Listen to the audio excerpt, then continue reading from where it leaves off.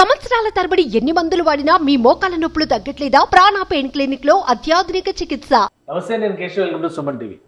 ఆంధ్రప్రదేశ్లో ఎన్నికల ఫలితాలు ఎవరికి అనుకూలంగా రాబోతున్నాయి, అలానే కొత్త ప్రభుత్వం ఎవరు ఏర్పాటు చేయబోతున్నారు, ఈ అంశం పైన దేశవ్యాప్తంగా ఉత్కంఠ నెలకొని ఉన్నటువంటి పరిస్థితి. అలానే అనేక సర్వేలు వస్తున్నాయి, ఎవరి అభిప్రాయాలు వాళ్ళు చెప్తున్నారు. ఇక రాజకీయ పార్టీలు ఎవరికి వారే ధీమా వ్యక్తం చేస్తున్నారు. వాస్తవానికి గ్రౌండ్ రిపోర్ట్ ఏ విధంగా ఉంది?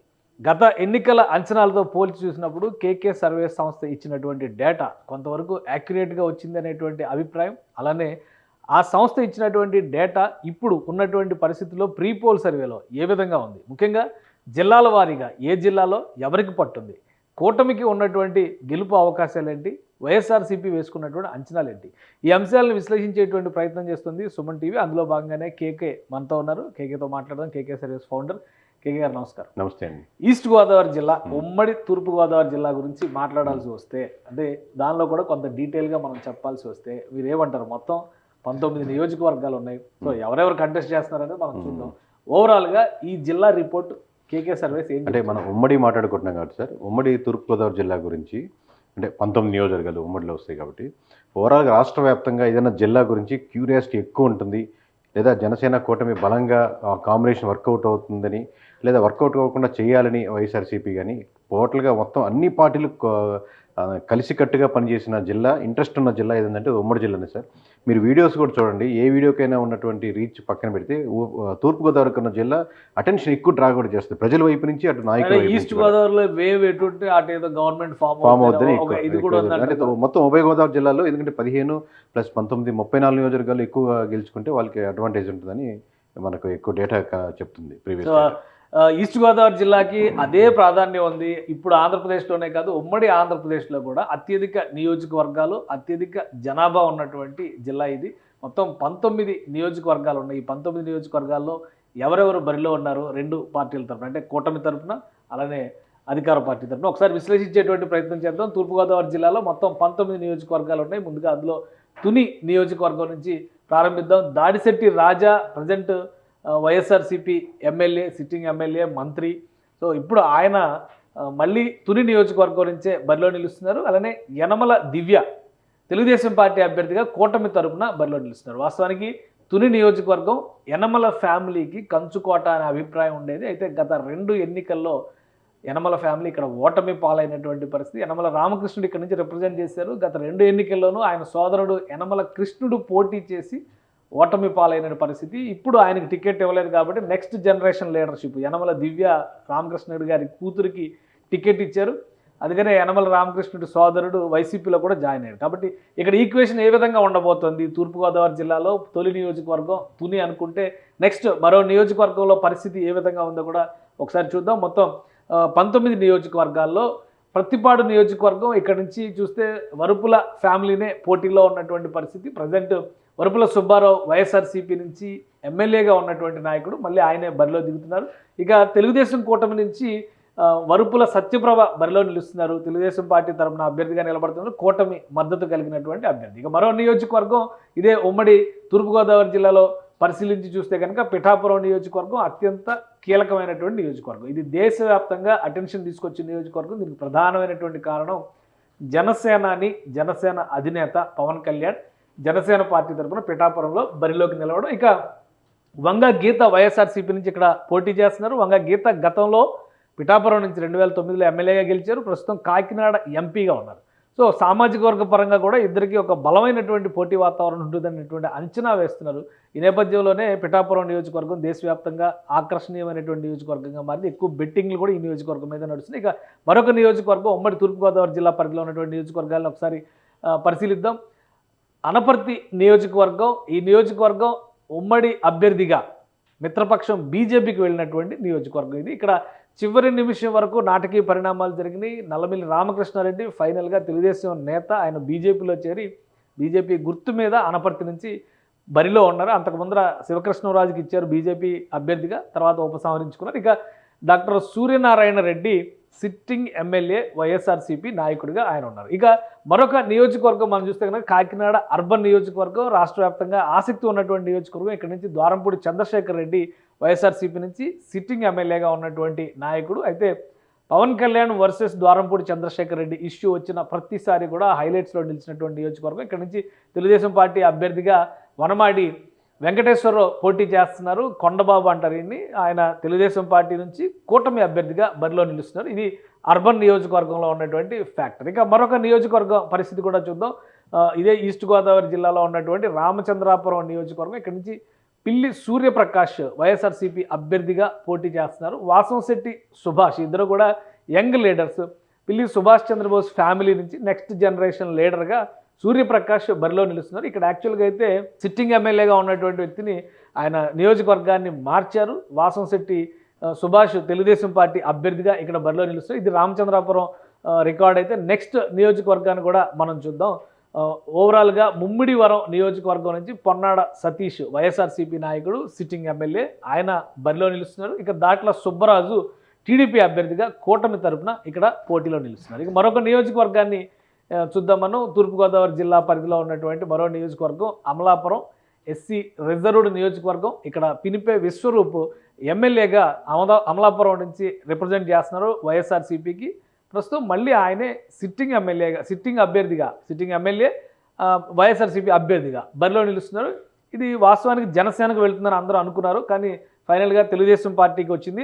ఆ తెలుగుదేశం పార్టీ ఐతాబత్తుల ఆనందరావుని ఇక్కడ బరిలో నిలిపింది ఉమ్మడి ఈస్ట్ గోదావరి నియోజకవర్గాలు. ఇక మరొక ముఖ్యమైన నియోజకవర్గం రాజోలు నియోజకవర్గం. గత ఎన్నికల్లో 2019లో జనసేన పార్టీ గెలిచినటువంటి ఒకే ఒక్క సీటు. అయితే సిట్టింగ్ ఎమ్మెల్యేకి సీటు ఇవ్వకుండా సిట్టింగ్ ఎమ్మెల్యే స్థానాన్ని మార్చి గొల్లపల్లి సూర్యారావు, గత ఎన్నికల్లో ప్రత్యర్థిగా నిలబడినటువంటి తెలుగుదేశం పార్టీ నుంచి నిలబడినటువంటి గొల్లపల్లి సూర్యారావు ఇప్పుడు వైసీపీలో చేరారు. ఆయన అభ్యర్థిగా ఉన్నారు. ఇక జనసేన పార్టీ వదిలేసి వెళ్ళిపోయినటువంటి రాపాక వరప్రసాద్ సిట్టింగ్ ఎమ్మెల్యేకి ఈ జనసేన పార్టీలో రీప్లేస్మెంట్గా దేవవరప్రసాద్ బరిలో నిలుస్తున్నారు, మాజీ ఐఏఎస్ అధికారి. ఇది కూడా ఎస్సీ రిజర్వ్డ్ నియోజకవర్గం. ఇక మరొక నియోజకవర్గాన్ని ఉమ్మడి తూర్పుగోదావరి జిల్లా పరిధిలో చూస్తే కనుక పి గన్నవరం నియోజకవర్గం మరొక ఎస్సీ రిజర్వ్డ్ నియోజకవర్గం ఉభయ గోదావరి జిల్లా పరిధిలో ఉన్నటువంటిది. ఇక్కడ విపర్తి వేణుగోపాల్ వైఎస్ఆర్సీపీ నాయకుడిగా సిట్టింగ్ ఎమ్మెల్యేగా ఉన్నారు. మరొకసారి ఆయనే బరిలో నిలుస్తున్నారు. ఇక్కడ బి గన్నవరం నుంచి గిడ్డి సత్యనారాయణ జనసేన పార్టీ అభ్యర్థిగా బరిలో నిలుస్తున్నారు. ఇది కూడా ఒక టఫ్ సీటు, రిజర్వ్డ్ సీటుగా చూడాల్సి ఉంటుంది. మరొక నియోజకవర్గాన్ని కూడా మనం పరిశీలిద్దాం. కొత్తపేట నియోజకవర్గానికి సంబంధించి చిర్ల జగ్గిరెడ్డి సిట్టింగ్ ఎమ్మెల్యే వైఎస్ఆర్సీపీ నాయకుడు. అక్కడి నుంచి బండారు సత్యానందరావు పాత ప్రత్యర్థులే మరొకసారి తలపడుతున్నారు. ఇది కొత్తపేటకి సంబంధించినటువంటి అంశం. ఇంకా మరొక నియోజకవర్గాన్ని మనం చూద్దాం.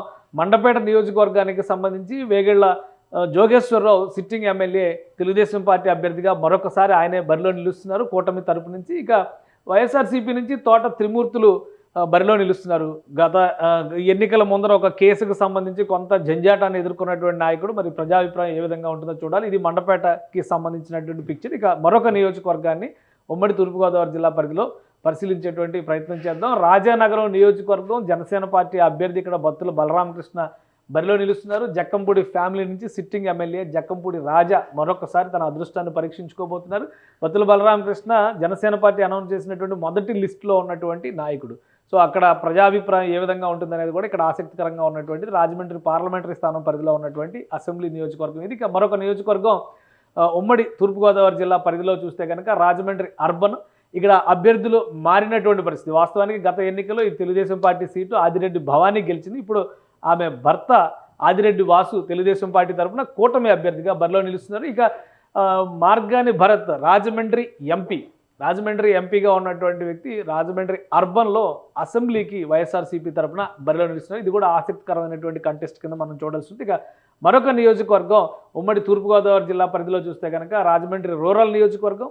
ఇక్కడ already sitting MLA Telugu Desam party నాయకుడు గోరంట్ల బుచ్చయ్య చౌదరి సీనియర్ లీడరు. మళ్ళీ ఆయనే గోరంట్ల బుచ్చయ్య చౌదరి రూరల్ నుంచి కంటెస్ట్ చేస్తున్నాడు. మంత్రి చెల్లుబోయిన వేణుగోపాలకృష్ణ తన నియోజకవర్గం మార్చుకుని రాజమండ్రి రూరల్ నుంచి ఈసారి బరిలో దిగారు. సో ఈయనకి ఏ విధంగా వీళ్ళిద్దరి మధ్య పోటీ ఏ విధంగా ఉండబోతుంది అనేది కూడా ఇప్పుడు ఆసక్తికరంగా మారినటువంటి అంశం. ఇక మరొక నియోజకవర్గాన్ని అంటే ఓవరాల్గా ఉన్నటువంటి 19 నియోజకవర్గాల్లో జగ్గంపేట నియోజకవర్గం.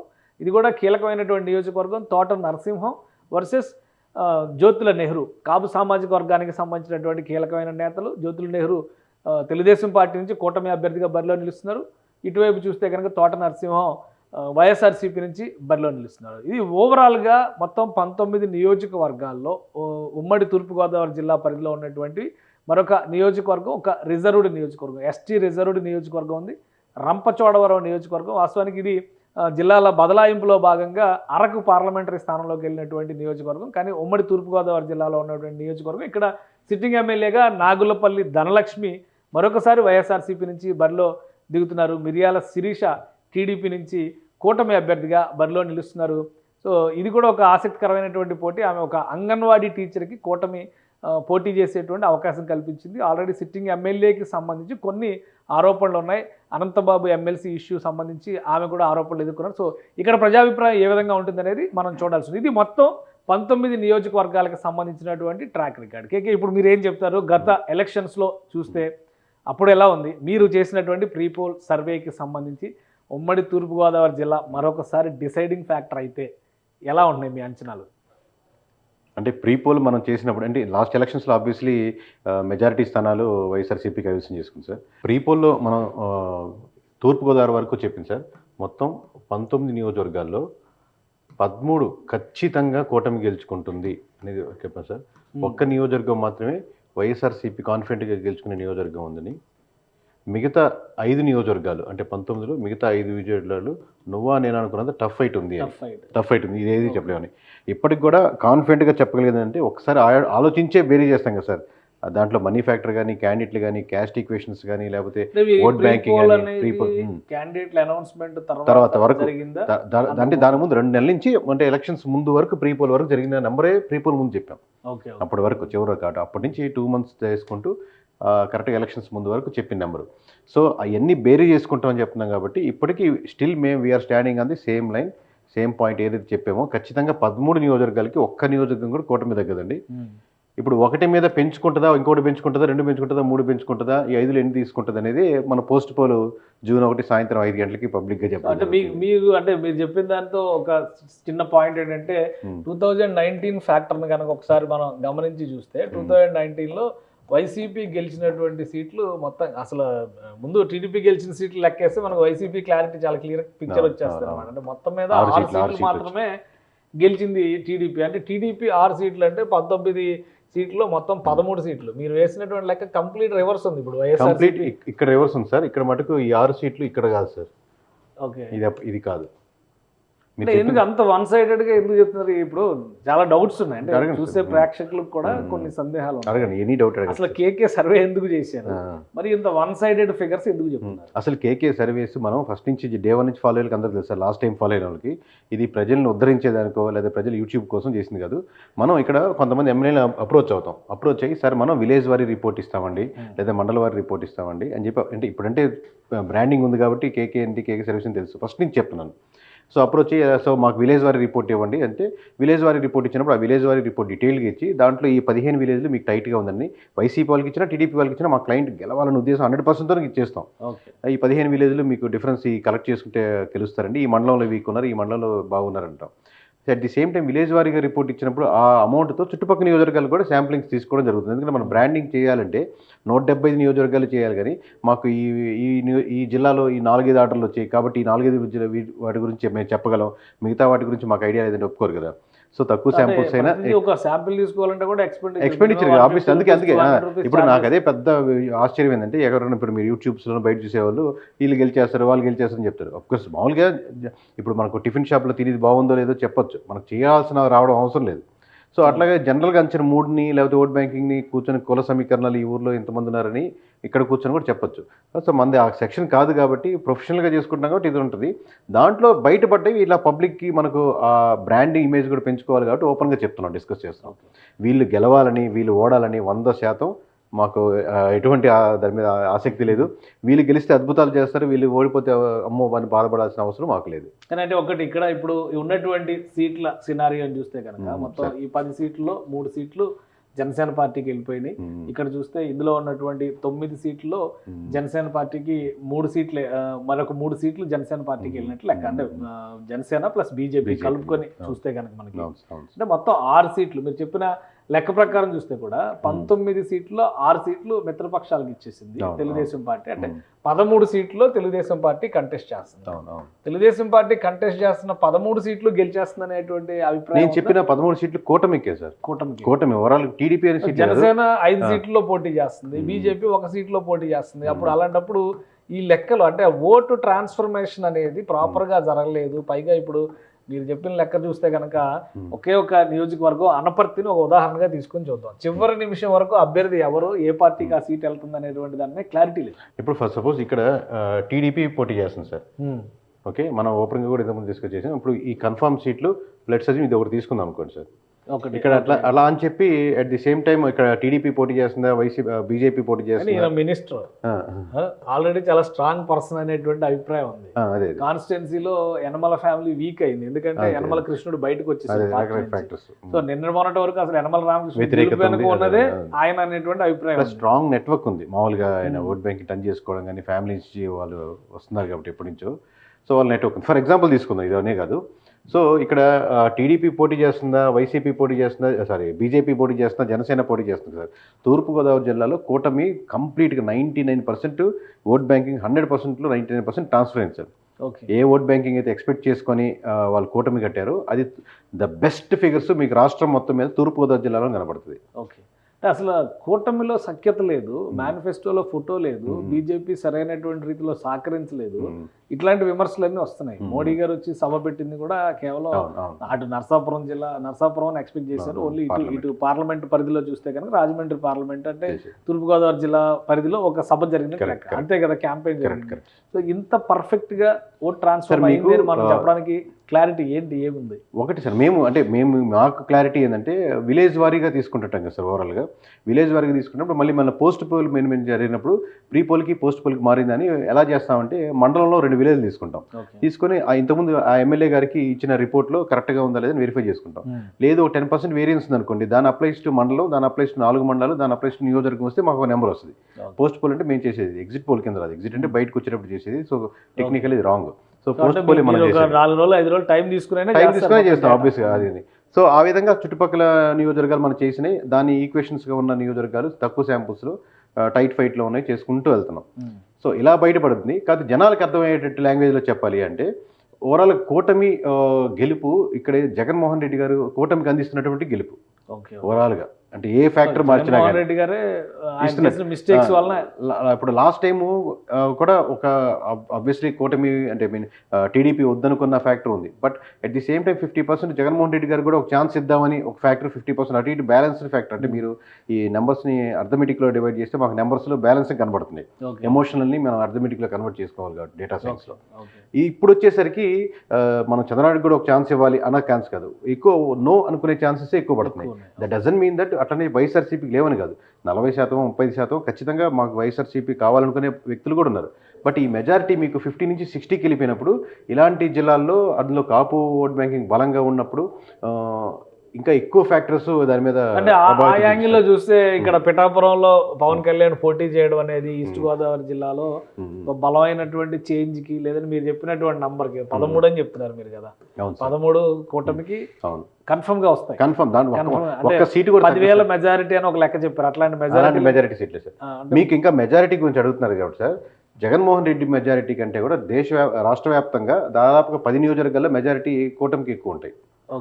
అంటే మెజారిటీ గురించి పాయింట్ వచ్చింది. జగన్మోహన్ రెడ్డి మెజారిటీ మీ నెంబర్ తీసుకుంటారు, ఆయనకంటే 10 మంది మెజారిటీలు ఎక్కువ ఉండేవాళ్ళు ఉంటారు మినిమం. పవన్ కళ్యాణ్ పరిస్థితి ఏంటి? అదే ఇంకా డిస్కస్ చేసుకోవాల్సిన అవసరం లేదు సార్. మామూలుగా కాకపోతే మేము పబ్లిక్గా ఇంకా చెప్పడం కుదరట్లేదు. కాదు మినిమం నెంబర్ చెప్పుకుంటాం కాబట్టి మినిమం 30,000 చెప్తున్నాం సార్. ఓకే, సో అంటే ఈ ఫ్యాక్టర్ మిగతా ఈ జిల్లాలో ఉన్నటువంటి 10 నియోజకవర్గాలు లేదా 19 నియోజకవర్గాలు లేదా పార్లమెంటరీ పరిధిలో ఉన్నటువంటి 7 నియోజకవర్గాల్లో ఉంటుంది. మా జిల్లా 100% ఉంటుంది. మేము ఇంకా ఇనిషియల్గా వాళ్ళు ఎవరైనా అడిగినా మేము సజెస్ట్ చేసిందంటే యాక్చువల్లీ భీమవరమే సజెస్ట్ చేసాం సార్. ఇనిషియల్గా మా సజెషన్ ఏంటంటే ఏది కరెక్ట్ రైట్ సీట్ అంటే, ఎందుకంటే వేరే సామాజిక వర్గాలు బలంగా ఉన్న నియోజకవర్గాలు, రాజులు కానీ క్షత్రియులు వేరే ఉన్నటువంటి దాంట్లోకి వెళ్తే మీరు ఆ ఫ్యాక్టర్స్ ఇంకా వేరే నియోజకవర్గాలకి ఎఫెక్ట్ పడుతుంది. ఆల్రెడీ మీ ఓట్ బ్యాంకింగ్ మీకే ఉన్నప్పుడు మనతో కూర్చుంటున్నాం కదా, వాళ్ళతో కాకుండా ఇప్పుడు మనం వేరే వాళ్ళతో కమ్యూనికేట్ అయితే అడ్వాంటేజ్ ఉన్నట్టు అయింది. బట్ పిఠాపురం ఇంకా సేఫ్ జోన్, అంటే ఆయన తిరగడానికి వేరే దగ్గర తిరుగుతుంటారు, అక్కడ టైం ఎక్కువ స్పెండ్ చేయలేరు కాబట్టి అది ఎంచుకున్నారు. But Pithapuram obviously safe zone sir.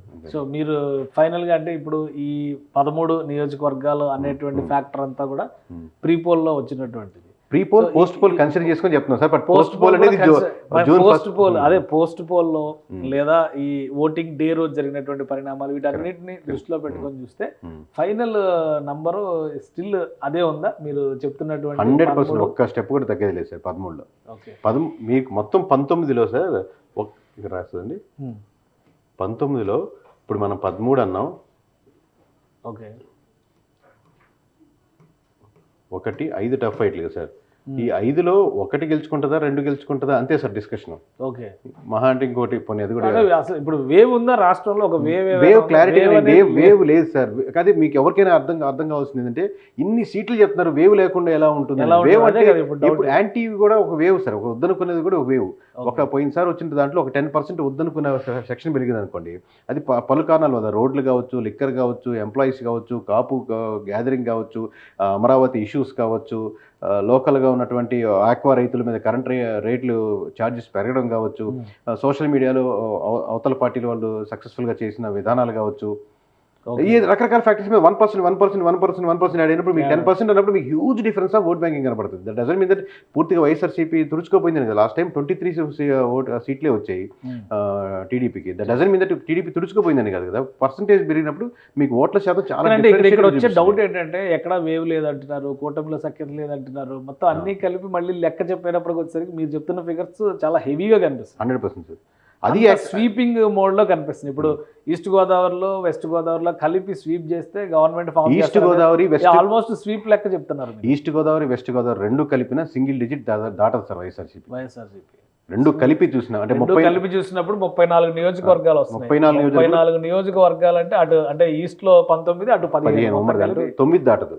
9 సీట్లు దాటదు వైసీపీ. సింగిల్ డిజిట్ చెప్తాను అంటే సింగిల్ డిజిట్ 10 డబుల్ డిజిట్ కాబట్టి సింగిల్ డిజిట్ దాటదు అంటున్నాను. That doesn't mean I'm not saying 9 అని. సో అంటే మీరు ఇంకొక ప్రశ్న ఒక్క క్లారిటీ ఇవ్వండి. నేను అడగండి. ఇప్పుడు 13 లెక్క చెప్పారు కదా, 13 ఓకే వదిలేస్తున్నాం, 5 కూడా వదిలేస్తున్నాం, ఈ ఒకటే ఏంటిది? కన్ఫర్మ్ గా వచ్చే సీట్ ఎక్కడ ఏ సీట్ వస్తుంది?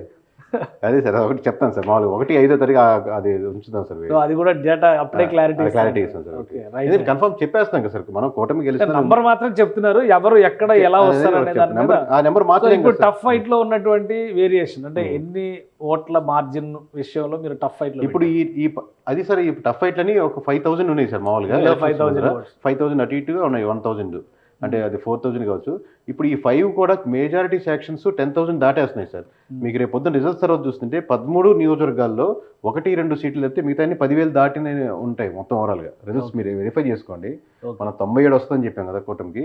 మీరు టాప్ 10 మెజారిటీలు తీసుకోండి, ఎక్సెల్లో డివైడ్ చేసుకొని ఫిల్టర్ చేసుకొని టాప్ 100 పెట్టుకోండి.